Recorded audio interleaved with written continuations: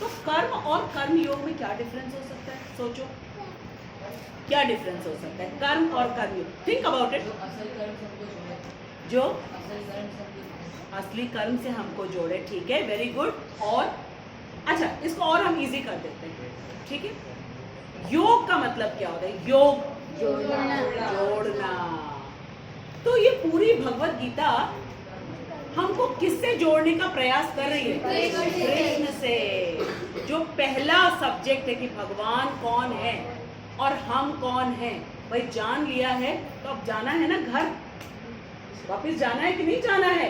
इसी के तो प्रयास में हम लोग लगे हुए हैं, ठीक है।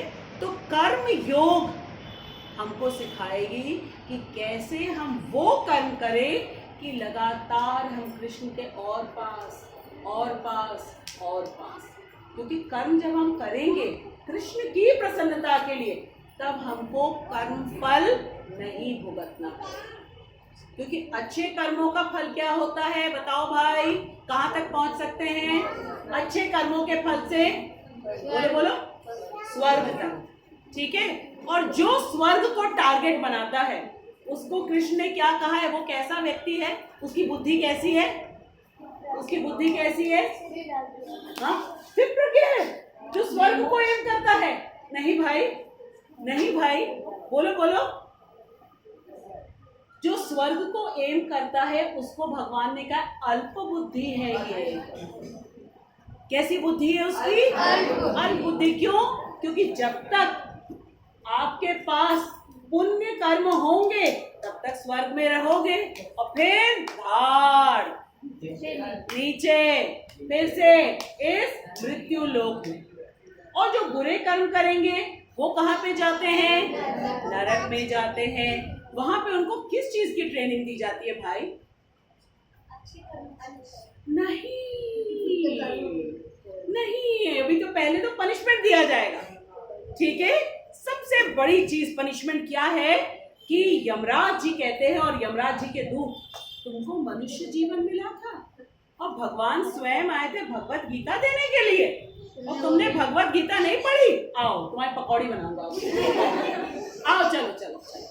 सबसे पहले तो तुम्हारी पकौड़ी बनाऊंगा, ठीक है।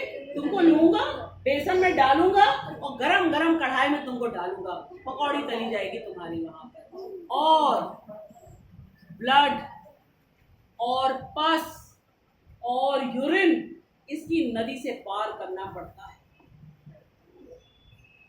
और वहां पे जो हमारा बॉडी होता है ना, वो तो सोल है, वो तो खत्म नहीं हो सकता है। और सोचो कितनी तकलीफें, कितनी तकलीफें। और उसके बाद फिर यमराज जी के जो अकाउंटेंट है, उनका नाम क्या है भाई? चित्रगुप्त। उनको बुलाया जाता है, चलो भाई इसका पनिशमेंट टाइम पूरा हुआ, अब बताओ इसने क्या क्या किया था, इसको जो है कौन सी लाइफ दी जाए। चित्रगुप्त कहते हैं ये तो कुछ भी खाता पीता रहता था, क्या किया जाए, इसको सुअर बनाया जाए। वेरी गुड, सुअर की बॉडी लो, डाल दो इसको नरक में। पहले इसको पूरी प्रैक्टिस दिलाई गई, सब गंदी गंदी जगह रहने की, क्योंकि अब तो उसको सुअर की बॉडी में रहना है। देखा सुअर कितने मजे में रहता है, उसमें लौटता रहता है, ठीक है। जहां गंदी गंदी चीज होती है, सुअर के सामने अगर जलेबी रखी जाए वो नहीं खाएगा।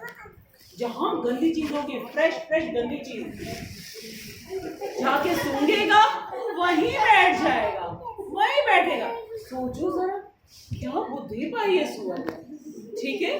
तो इसलिए जो है, जैसे हम कर्म करते हैं, ठीक, जैसे कर्म योग नहीं कर रहे हैं, कहते ना कर्म करो फल की इच्छा मत करो। कहते अच्छा अपने अनुसार किया ना, आओ अब हमारे पास 80 लाख वैरायटी है।